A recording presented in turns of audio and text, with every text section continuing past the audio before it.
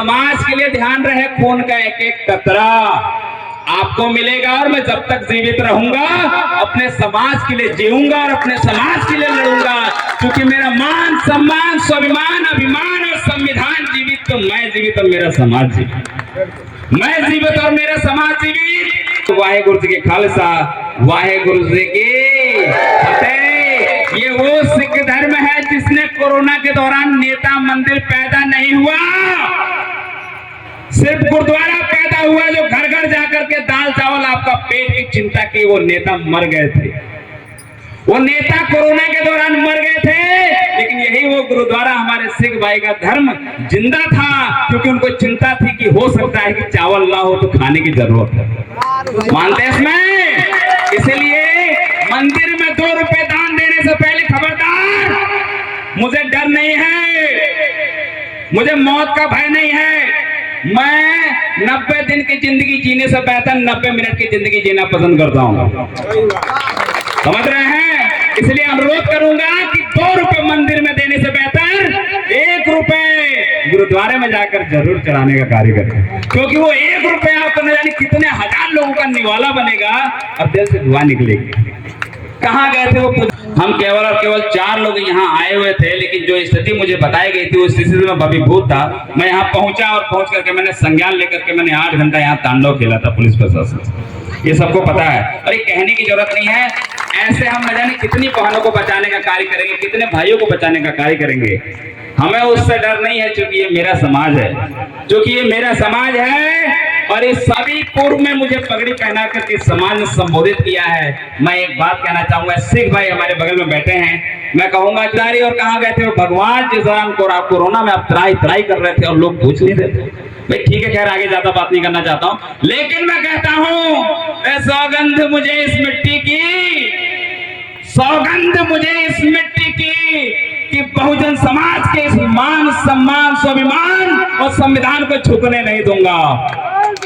सौगंध मुझे इस मिट्टी की, मैं बहुजन समाज के मान सम्मान को नहीं जीतने दूंगा। और सौगंध मुझे इस मिट्टी की, लास्ट वर्ड सुन लो, लास्ट वर्ड ध्यान से सुन लो कि सौगंध मुझे इस मिट्टी की, मैं रहते बीजेपी को भाजपा को जीतने नहीं दूंगा। जितना प्रयास मुझसे हो सकेगा वो करूंगा। इसलिए ये बात कह रहा हूं और बहुत जिम्मेदारी से ये बात कह रहा हूं कि जब जब बीजेपी केंद्र सरकार डबल इंजन की सरकार बैठी तब तब हमारे संविधान पर आघात हुआ, हमारे संविधान में छेड़छाड़ हुआ, हमारे मान हमारे सम्मान स्वाभिमान अभिमान और संविधान को छेड़ा गया। क्योंकि अगर मेरा सम्मान और संविधान जीवित नहीं तो ये आप बताओ कि आज मुझे इस मंच पर खड़े होने का कोई अधिकार मानते हो? और मैं आपका साथ इसलिए दे रहा हूं, मैं आपका कोई साथ नहीं दे रहा हूं और आप मेरा कोई साथ नहीं दे रहे हैं। मैं धर्म को पूरा कर रहा हूं। इंसानियत एक धर्म है, अपने समाज को जोड़ना एक धर्म है, अपने लोगों को एक रूप में करना धर्म है। मुझे अगर मौका मिला है मेरे समाज को नेतृत्व करने का या जो भी जिम्मेदारी मिली है, मैं इस जिम्मेदारी को बहुत निष्ठा से पूरा करूंगा, क्योंकि मेरे सामने अगर मेरा समाज चलेगा तो मैं चैन से नहीं बैठूंगा। मुझे बता दो कि यहाँ जो फोन गया था किसने किया था? आपने नहीं किया था। वो मेरे गांव का कोई व्यक्ति था जिसने कहा भैया ऐसी सी बात है, वो बहन शायद यहाँ होगी। मैं कहना चाहूंगा बहन, तुम्हारा जो है जितना सेवा मुझसे हो सकेगा मैं करूंगा, करता रहूंगा और करता था। और इसीलिए कह रहा हूं कि मैं अपने समाज से मुख नहीं मोड़ूंगा। समाज से मुख इसलिए नहीं मोड़ूंगा क्योंकि आग लगे इस वृक्ष में। एक लाइन बोल रहा हूं, ध्यान सुनिए कि भाई ये जंगल है, ये जंगल मेरा समाज है, ये परिवार मेरा समाज है, और इस परिवार में आग लगेगी तो मैं चैन से नहीं बैठूंगा, मैं चैन से नहीं बैठूंगा। इसलिए कहना चाह रहा हूं कि एक जंगल में जब आग लगी तो क्या हुआ पता है आप लोग को? एक जंगल में आग लगी, पथिक रास्ते से जा रहा था और रास्ते से पथिक जा रहा था, पथिक माने जो गली से रोडों से गुजरते हैं। उसने कहा कि ये पेड़ में आग लगी है, चिड़िया जल रही है, चिड़िया जल रही है। उन्होंने कहा कि आग लगी इस वृक्ष में, जलते इसके बाद, कि आग लगी इस वृक्ष में, जलते इसके बाद वो वृक्ष आप लोग हो, जलते इसके बाद। और तुम क्यों जलते पक्षी हो जब पंख तुम्हारे पास? कि भाई तेरे पास पंख है, तेरे पास सब कुछ है, तू यहाँ क्यों जल रही है? तुझे उड़ जाना चाहिए। तो उस पक्षी ने जवाब दिया, उस पक्षी ने जवाब दिया, वो समझ लो हम हैं, ये समाज जलेगा तो हम समाज के साथ जलेंगे मरेंगे। उसने कहा फल खाए इस वृक्ष के, अरे उसने पथिक को जवाब दिया कि कैसे छोड़ के उड़ जाऊं भाई, क्योंकि फल खाए इस वृक्ष के, इस समाज ने मुझे पाला पोसा, फल खाए इस वृक्ष के बीत लथड़ी बात, यही हमारा धर्म है, हम जलेंगे इसी समाज के साथ। समझ रहे हैं? और बहुत गहरी चीजें चल रही हैं नेतागिरी में। आपका वोट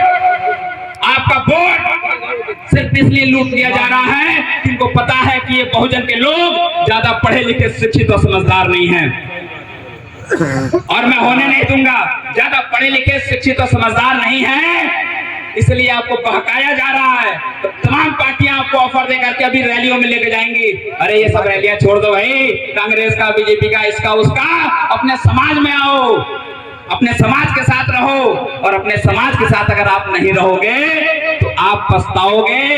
इसीलिए मैं कह रहा हूं, और लड़ाई अगर लड़नी हो, मैं युद्ध कर रहा हूं, और मैं युद्ध इसलिए कर रहा हूं, मैं सरकार से लंबे समय से युद्ध कर रहा हूं। मैं बार बार कह रहा हूं कि अगर युद्ध करना हो तो आके हमसे लड़के आप दिखाओ जी, चाहे वो मंत्री हो, चाहे कोई विधायक हो, चाहे वो हो, हम बतावेंगे कि हाँ हमारी क्या हैसियत है। और हैसियत के बराबर की जो लड़ाई होती है वो लड़ता है, हैसियत के बराबर लड़ाई होती है, उस लड़ाई को लड़ा जाना चाहिए। बल्कि अगर एक 5 साल का बच्चा अगर एक 40 साल के आदमी से लड़े तो वो युद्ध नहीं है, वो युद्ध नहीं है। मैं लड़ाई लड़ रहा हूं, और उन लोगों को कहना चाह रहा हूं जो हमारे समाज के तिरछी नजर देख रहे हैं कि था लगता जवानी में कितना लहू, कि था लगता जवानी में कितना लहू, कि तुम्हारे खून में कितना गर्मी है ये तो वक्त बताएगा। कि था लगता जवानी में कितना लहू, कि जब टक्कर की जोड़ी मिले जंग में। मजा तो तब आता है लड़ाई का कि जब बराबरी हो। था लगता जवानी में कितना लहू, जब टक्कर की जोड़ी मिले जंग में, और तोड़ देता है आंधी तूफानों को सूरमा, जो सकल मातृभूमि का होता दीवाना। और कहे सतेंद्र है कीर्ति, कहे सतेंद्र है कीर्ति, जहां में उसी का प्यार से नाम लेता है उसका जमाना। ठीक है जी, हम इस मंच पे दहाड़ रहे हैं तो हमारा वक्त है। ये मेरे बाप की देन है, मेरे 2 बाप, पता है, मेरे 2 बाप। मेरा पहला बाप डॉक्टर BR अम्बेडकर, मेरा पहला बाप डॉक्टर BR अम्बेडकर, मेरा दूसरा बाप जिसने मुझे जन्म दिया।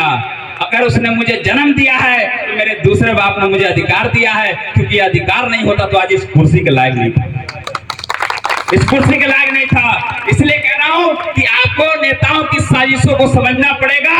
अगर आप नेताओं की साजिशों को नहीं समझेंगे तो मारे जाएंगे, जैसे एक एक करके मारे जा रहे हैं, आपके अधिकार को छीना जा रहा है। कौन बचाने आता है बताओ ना, कौन आता है? कोई नहीं आता। इसलिए मैं कह रहा हूं कि ना तेरा है ना मेरा है, कि हम लोग को एक कहते हैं कि तुम यहाँ के हो, तुम वहां के हो, हम कह रहे हैं तुम कहाँ के हो।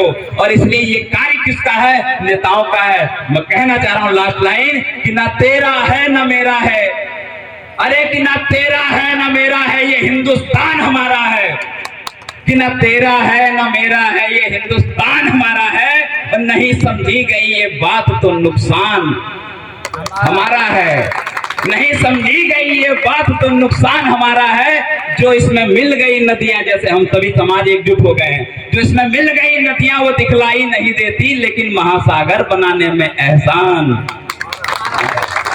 ये इतना बड़ा महासागर आज इकट्ठा हुआ, किसका एहसान है? इस बहुजन समाज के प्रेरकों का, इन हमारे भाइयों का, जिन लोगों ने ये मंच सजाया। इस मंच के माध्यम से आज हमें अगर बोलने का मौका मिल रहा है तो इन भाइयों का सलाम है। इन भाइयों के लिए मैं चाहता हूँ एक जोरदार ताली बजाएं, जिससे की बदौलत आप इस मंच पे खड़े हुए हो। और मैं कह रहा हूँ इन मेरे भाई बहनों, बड़े बुजुर्गों, किसी भाई को अगर खरोच भी आ गया ना तो सबको पता है कि डायलॉग है मेरा, ना चैन से बैठूंगा न बैठने दूंगा।